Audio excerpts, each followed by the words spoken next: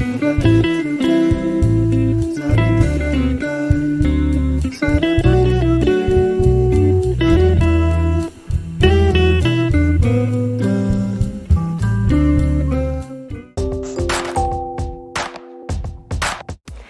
appunto è il giorno di San Silvestro.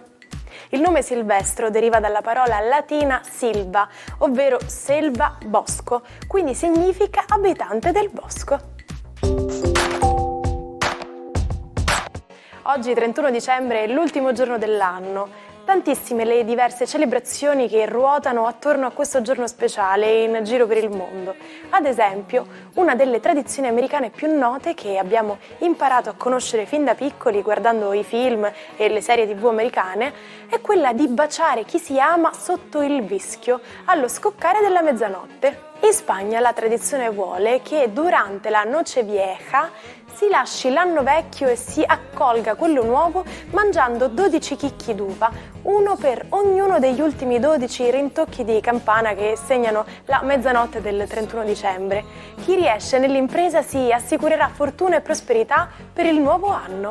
Anche il popolo danese si rivela molto scaramantico. Dopo il cenone, infatti, ogni commensale salta giù dalla sedia per simboleggiare l'uscita dall'anno vecchio e l'entrata in quello nuovo. Dopo la mezzanotte, inoltre, per allontanare gli spiriti malvagi, è tradizione lanciare vecchi piatti e bicchieri contro la propria porta e quella di parenti e amici. Nella notte tra il 31 dicembre 1861 e il 1 gennaio 1862, a 9 mesi dalla nascita del Regno d'Italia, i cittadini provarono a contarsi e a tracciare una prima radiografia della popolazione, suddivisa per sesso, età e stato civile. Stiamo parlando del primo censimento. I successivi vennero effettuati con cadenza decennale. Ma sapete qual è la stanza migliore della casa in cui collocare il router Wi-Fi? Come si può facilmente immaginare, l'ideale sarebbe di posizionare il router in un punto centrale della casa, ma questo non basta. Per evitare di dover affrontare la lotta contro l'angolo o la stanza dove non prende il Wi-Fi, si deve posizionare il dispositivo lontano da ostacoli fisici, quindi muri particolarmente spessi, ma anche da vari elettrodomestici che entrerebbero in interferenza, causando il cosiddetto rumore elettromagnetico. Buon ultimo giorno dell'anno ai 12. Oggi la luna corre verso Urano in Toro, il cielo sembra un pochino più pacato, solo Mercurio strepita un po', vediamo cosa succede nel cielo zodiacale. Ariete, le prospettive sono di cambiamento per voi, state intravedendo già i semi di tutto quello che stravolgerà il vostro futuro. Mercurio però porta sempre delle notizie un po' fastidiose per adesso, ma nulla che non potete ovviare con un sano me ne frego. Toro, la vostra giornata oggi scorre con una luna che fa sognare, ammorbidisce tutti, che parla di sogni futuribili, di visioni future, di progetti nuovi. Siete pieni di speranza come non vi si vedeva da tempo. Gemelli, per voi il vostro pianeta, proprio Mercurio, che tra l'altro è in opposizione, proprio non riesce a fare pace con i sogni di Nettuno e la concretezza di Saturno. Molto probabilmente oggi deciderete se avere una visione più lucida o più sognatrice delle cose, perché molto probabilmente qualcosa è distonico tra la realtà e il modo di vedere le cose. Cancro, per voi oggi la luna da spettacolo, sentite sempre più le suggestioni di Urano e quindi comincia a sognare il futuro, a sognare qualcosa di solido, di importante, di bello e finalmente un ritorno a casa in cui vi sentite veramente bene.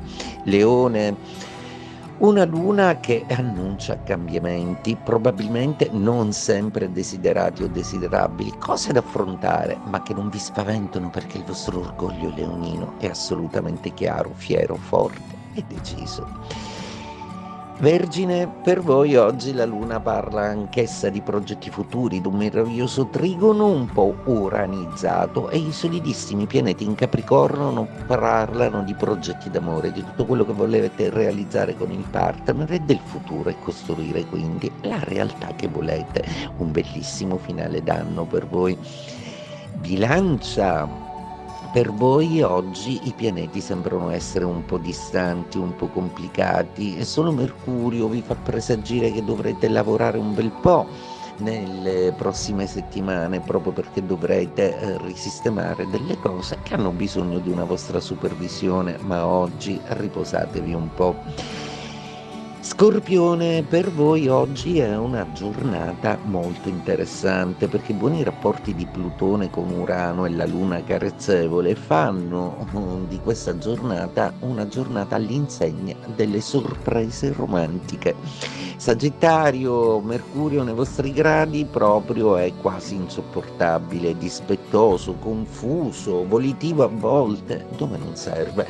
Non date retta a questo Mercurio un pochino agitato e cercate di mantenere una comunicazione che sia solida e di contenere anche qualche intemperanza altrui. Capricorno, una giornata davvero piacevole proprio perché gli astri salutano quest'ultimo giorno dell'anno per voi con un sorriso fiero di quanto avete portato a termine e di quanto ancora c'è da fare. A proposito di futuro, Acquario, Urano, il vostro pianeta, sorride con la Luna anche dall'incompatibile Toro ai vostri gradi, lasciandovi presagire che c'è un futuro tutto da gustare, un futuro che vi mette in primo piano, ma che non tralascia questa volta di darvi anche delle solidità concrete. Pesci, per voi la giornata è decisamente molto emozionata ed emozionante e in più da questo momento in poi si attiveranno delle cose che vi faranno felici, già le pregustate, ma soprattutto oggi preparatevi a delle sorprese dal partner e affettive inaspettate.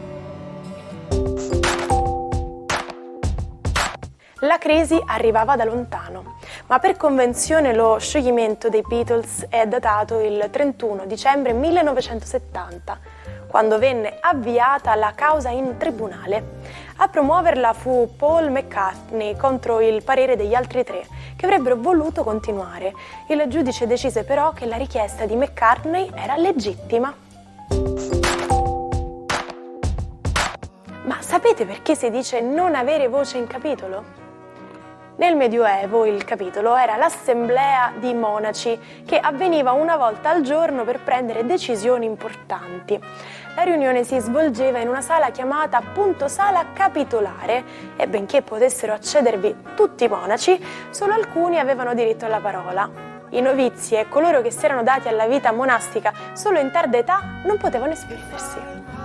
Dunque non avevano voce in capitolo. Dietro un'esistenza apparentemente regolare come professore dedito agli studi latini, Giovanni Pascoli nascondeva un lato nevrotico. I tanti lutti familiari furono ferite di cui il poeta non si liberò mai. Finì anche in carcere per atteggiamenti sovversivi legati al socialismo anarchico al quale si avvicinò. Ci salutiamo con la frase del giorno. Quando un italiano mi dice che c'è della pasta sul mio piatto, controllo sotto la salsa per esserne sicuro. Ringrazio tutti voi che ogni giorno ci seguite ed è proprio per voi che non ci fermiamo mai. Buon ultimo giorno dell'anno e buona giornata dalla vostra Martina.